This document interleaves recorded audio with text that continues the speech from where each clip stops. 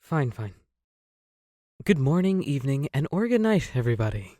Obviously, after my previous review about Galvatron's Revenge, the Transformers Prime fan animation, some of you have been asking for Transformers 1, and I guess we're doing that today. For those who don't know what Transformers 1 is, why are you living under a rock? Transformers 1 is a movie about Transformers, obviously. The movie takes place on Cybertron. This is one of the few Transformers movies where there are no humans involved, meaning the entire focus is on the Cybertronians themselves. It takes place before the Great War, so there are no factions, no Autobots, no Decepticons, just mining working bots. The movie focuses on the backstory of Megatron and Optimus Prime, or otherwise known as Orion Pax and D16. Of course, the two main characters are D16 and Orion Pax, but there are also other characters like Alita 1 and Sentinel Prime. Throughout the movie, we see both characters slowly turn into the counterparts we know today. Orion Pax becomes Optimus Prime, and D16 becomes Megatron. So now that that is out of the way, the main question is this movie still good in 2025? Is it still good? Come on now, all of us Transformers fans have been waiting for a movie just about the Cybertronians. We hate when humans are in movies. Not only that, but this movie had some of the best and most emotional sequences in any Transformers film before it. The movie also has some fantastic designs. Alpha Trion, Megatronus Prime, even Orion Pax and the other miners have great designs that correspond greatly to their G1 counterparts. Transformers 1 is the movie we all have been waiting for as Transformer fans. And disregard everything about the box office. They don't know what they're doing over there. The advertisement team had no idea what they were doing with this movie. Transformers 1 is one of the best Transformers films and will be for a very long time. It is also the perfect start off for the hopeful trilogy we will get, even though Hasbro isn't going to be supporting Transformers movies anymore. Hopefully we still get it. With all that said, did I like this movie? I loved it! I watched this movie with one of my buckaroos, and it was a very fun experience. We loved every single character in every single part of this movie. Well, except for him. Sentinel Prime is the main villain of the story. Go figure. Of course, Sentinel is always seen as an arrogant individual in every single continuity he's in, but he's not always been the main villain. That only happened in Dark of the Moon, and then now Transformers 1. And when I tell you, I absolutely despise this character with all my being, but that's a good thing. It's not often when I hate a villain, okay? I'm a villain guy. Most of my favorite characters are villains. But this movie did so well in executing a bad villain that I actually started hating him. Like, I'm sure all of you've seen on TikTok and Twitter, everyone's like, Megatron was right. And justly he is. Sentinel is such a bad villain, but he's so good at it. Transformers 1 did an excellent job executing the main villain in this story, and I've yet to see somebody do the same ever since. The movies we've been getting recently have been not so good, but this one, I really liked it. So, now that we've gotten all the background information out of the way, let's head straight into the review. How this movie is introduced is pretty good. We are quickly introduced to our primary protagonist, Orion Pax. Already, we can analyze that he's a bit of a troublemaker. He is a cogless miner that keeps getting in trouble with the bigger Transformers? I'm not sure exactly how to classify them, but I'll just call them the bots with cogs for now. And if you think you've never heard of Transformers 1, well, the movie opens up with this. Oh yeah? Well, watch this. Already, this movie has gotten quite a bit of laughs out of me. After the little chase, we are introduced to yet another cogless bot, D16. D16 is Orion Pax's best friend and brother-in-arms. We, as the viewers, can automatically see their bond. Out of everyone on this train, they are the only ones that are smiling and talking the most. Orion then gives D16 a decal. Foreshadowing. Through their brief conversation, the world is starting to be built around them. They currently live in a world where there is definitely a hierarchy system. There are Cybertronians with cogs and ones without. Those with cogs seem to be senators, enforcers, and policemen. Those without cogs are the ones in the working class, miners. The introduction lays a foundation for what seems to be an underdog story. Our two protagonists will start at the bottom but slowly make their way up to the top. Within the first 10 minutes, we are also introduced to our tritagonist, Alita 1. The beginning of the story is really well done. It introduces us to all of our main characters and emphasizes their personalities quite well. It is also quick to set up conflicts in our characters. Our two primary characters are completely opposites of one another. Orion Pax wanting to change the world and D16 wanting to stay where he is now. It is a good setup for their impending rivalry. On a scaling from D to S, the introduction is getting an A+. The first half of the movie following the introduction leaves us with the Iacon 5000, the first domino of the movie. The Iacon 5000 event is what propels the movie into the plot. Orion Pax, who basically lies to D16, gets them both into the Iacon 5000 race. They do not win, but they get the attention of Sentinel Prime, and thus this leads to a series of many events. They are greeted by Sentinel Prime and promised many rewards. And then after following this, my favorite character comes in with the best line in the entire movie. Miners! Darkwing. They end up in the garbage zone. This is where we meet our tritagonist, B127. Think I'm that crazy? Oh, it's just you've been down here. I was talking to Steve. After B shows that he has immense schizophrenia, they end up finding a transmission signal from one of his friends. This signal contains the voice of Alpha Trion, one of the original 13 Primes. It seems to be his last transmission before he went offline. Orion Pax is intrigued by this. D16 is less so interested up until he notices how annoying B16 is. Oh, sorry, not annoying, Really cool guy. Oh, thank you. After he realizes it's not worth spending the rest of his days with a garbage man with schizophrenia, they all climb up this shaft. This leads them to the waste train management area, where the formerly fired Alita 1 has made her way back into the story. Another chase scene occurs, but then they are shot out into the surface of Cybertron, and then they see how deadly the place really is. What is that? Is it getting bigger? Or closer. They blank out for some time. Orion Pax is knocked out by Alita 1, and then Alita 1 joins their crew. They search for probably a long time, seeing wildlife on the surface of Cybertron, which makes me question how that even happened. They nearly get caught by a Quintesson ship, but then find the gravesite of the Primes. Have I forgotten to mention the soundtrack of this movie? I don't know if I can show it here, but it is amazing. And I know all Transformer Prime fans were gasping for air when this scene came up. I know I was. All the Primes seem to be dead except for one. Alpha Trium seems to still be alive, but he was deactivated. After getting a taste of the good stuff, he is visually rattled when he wakes up, and not in the best headspace. We then learn from Alpha Trion that Sentinel is the worst person in the world. He was originally a clerk for the 13 Primes, brought them here for a betrayal, nearly stole the Matrix of Leadership, but instead turned it to ash because he was not worthy, and to add more salt to the wound, he had taken the cogs out of their chests before they had activated. This strikes a turning point for all the characters, especially D16. And right before things just seem to sound like old fairy tales from an old man with dementia, we see that Sentinel Prime is bowing to the Quintessons. The first half of the movie is well executed. It starts off with an adventure, looking to find either the Primes themselves or the Matrix of Leadership, which is the main thing that everyone is looking for right now. Without it, Energon won't flow, and thus the mines had to be created to begin with. It is also another domino event, where our characters are propelled into another part of the story. Now they must prove to everyone else that Sentinel is a liar.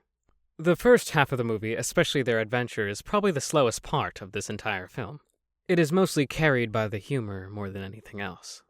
And for longtime fans, who are the majority of the people watching this movie, the betrayal was expected. I'm going to have to rank the first half of this movie a B.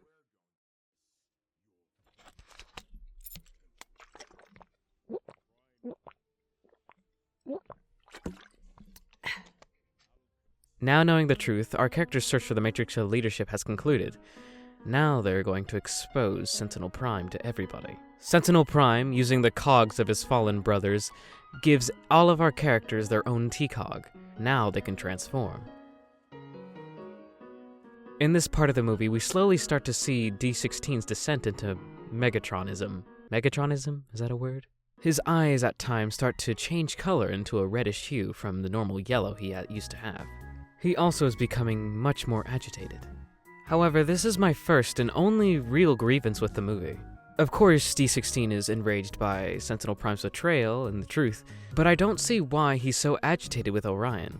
I feel like his anger towards Orion was too quickly made. It was just such an abrupt change, and I feel like they could have lengthened it out a little bit more. Our characters are soon found by Arachnid and her crew. They run away, but like the boss he is, Alpha Trion stays and tries to hold them off as long as he can. Our characters escape. Hey, who is Kyle over there? But they are soon caught by another party. They are caught by the High Guard, consisting of main characters such as Starscream, Soundwave, and Shockwave. Apparently, they've been in hiding since Sentinel Prime took over, and they've been wanting his downfall ever since. And the designs here are just...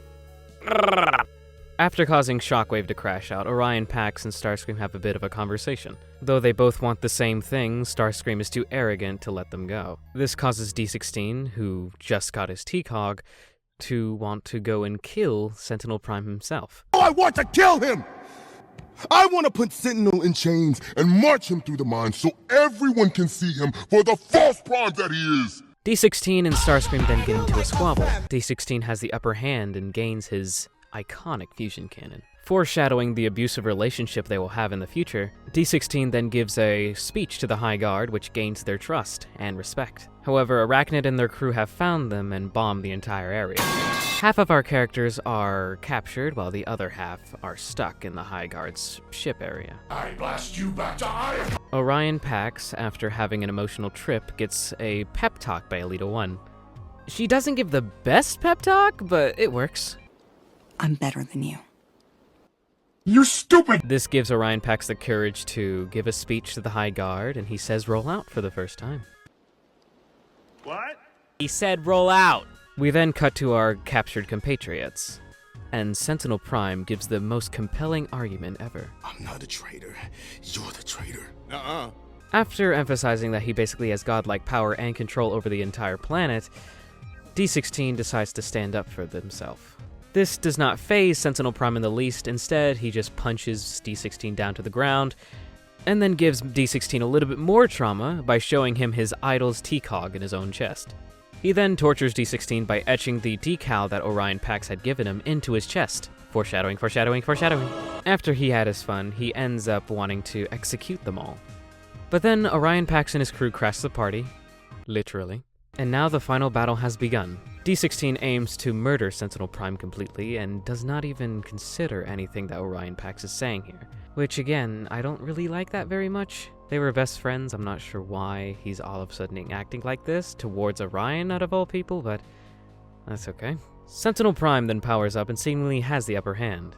Unbeknownst to him though, Alita 1 and Orion Pax had a plan with Arachnid. Arachnid is the first lieutenant to Sentinel Prime and his surveillance chief. She sees literally everything. She even says so. Can't win, Miner. I see everything. That's right, you do. Except the tower we're about to crash into. So using her memory bank, I guess, she broadcasts everything that he had said about the people of Cybertron. Now seeing the people of Cybertron lose their trust in him, he loses everything he's built up. While in shock, D16 charges at him and tackles him down. D16 is obviously still aimed to murder him, and raises his arm to shoot at Sentinel Prime. But then Orion Pax interrupts him. They squabble for a bit. Orion Pax does have a good reason for this, saying that he doesn't want the new Cybertron to start with an execution, but he made the mistake with comparing D16 to Sentinel Prime. This causes D16 to get even more enraged, pushing Orion Pax to the ground and cocking his hand cannon. He shoots a massive wave of purple energy out, but instead of shooting at Sentinel Prime, Orion Pax stands in the way and takes the shot. At first, D16 catches him, but as we see his eyes slowly turn red, we as the viewers know what's going to happen. D16 is tired of saving Orion Pax and drops him into the well of Arsparks. I wish I could show you the soundtrack right now because it's so good, so please look at this video. This soundtrack is so good. D16 slowly turns towards Sentinel Prime and tears him apart. Orion Pax falls down the well, but is chosen by the rest of the 13 Primes to become the new one. In a poetic view of cinematography, as Orion Pax is reborn as Optimus Prime, D16 is reborn as Megatron. D16 tears Megatronus Prime's T-Cog right out of Sentinel's chest, placing it in his own. Now that both of our characters have been born as the counterparts we know today, Optimus Prime springs out of the Well of Allsparks and confronts his old friend. The two then fight, in perhaps one of the best fights they've ever been in, right next to the forest scene in Transformers 2. Optimus Prime overpowers Megatron with his Energon axe, as well as the rest of the Seekers. With much sorrow in his voice, he banishes Megatron and the High Guard from Iacon. With B-127 and Elita 1 at his side, new management takes over Iacon, and hopefully a new future for Cybertron can come through. The second half of the movie had so many high points that none of the low points can even come close. This is getting an S-tier ranking. The ending of the movie shows both the birth of the Autobots and the Decepticons. It also gives hints to possibly a sequel coming out, which there is supposed to be a trilogy, but again, that might not happen since Hasbro is not really supporting Transformers anymore, but we all can hope. Transformers 1 perhaps had one of the best endings I've ever seen in a movie. Seeing the once two brothers, Orion Pax and Megatron, finally break apart, it was a very emotional scene, but it was inevitable. The ending was very, very nice, as well as the after-credits scene, so this is getting an A ranking. Overall, this movie was excellent. The movie holds up in 2025 and will probably go on to be that way for a decade. But now, this leaves us at an impasse. If a trilogy is made, where do they go on from here? What I hope to see is that they fight off the Quintessons, both the Autobots and the Decepticons, that is. Because the Quintessons still are a problem, and if the next movie doesn't showcase them, it will not make very much sense. I see both factions working together on this conflict. At the beginning, they're hesitant to work with each other. Maybe by the middle, they start working with one another, but in the end, they start hating each other again, obviously. In the second movie, I see that Megatron and Optimus Prime will slowly start to grow up in their own way. I feel like their traits of D16 and Orion Pax will show up, and slowly, throughout the movie, they will fully evolve into the Megatron and Optimus Prime we know. And by the third movie, those personas will completely be fleshed out. And in the third movie, I see the fall and war of Cybertron happening. I see this movie taking place during the war, and we see that Cybertron is slowly beginning to die. Like the Fall of Cybertron game, both factions are trying to leave the planet. And I feel like many traits from the War for Cybertron and Fall for Cybertron games will come into the movie. We've already seen Transformers 1 take inspiration from some of the other continuities like Transformers Prime with the music, so I see them using some parts of Transformers Fall for Cybertron and War for Cybertron in the movie as well. Alright, I think we made our way to the end of the review. Transformers 1 is my favorite Transformers movie right now. It is a shame that this movie was badly advertised, as I feel like it could have done really well in the box office. I beg for Paramount to do something with this new freedom that Hasbro isn't supporting them anymore, because it can be a good thing and a bad thing. Well, now I feel like watching the movie again. So, I'm off, everybody. I really liked recording this video, and I hope you enjoyed it as well. If you've made it this far in the video, leave the comment cheese to let me know. And before I'm gone, make sure to say something nice to somebody. It might just make their day.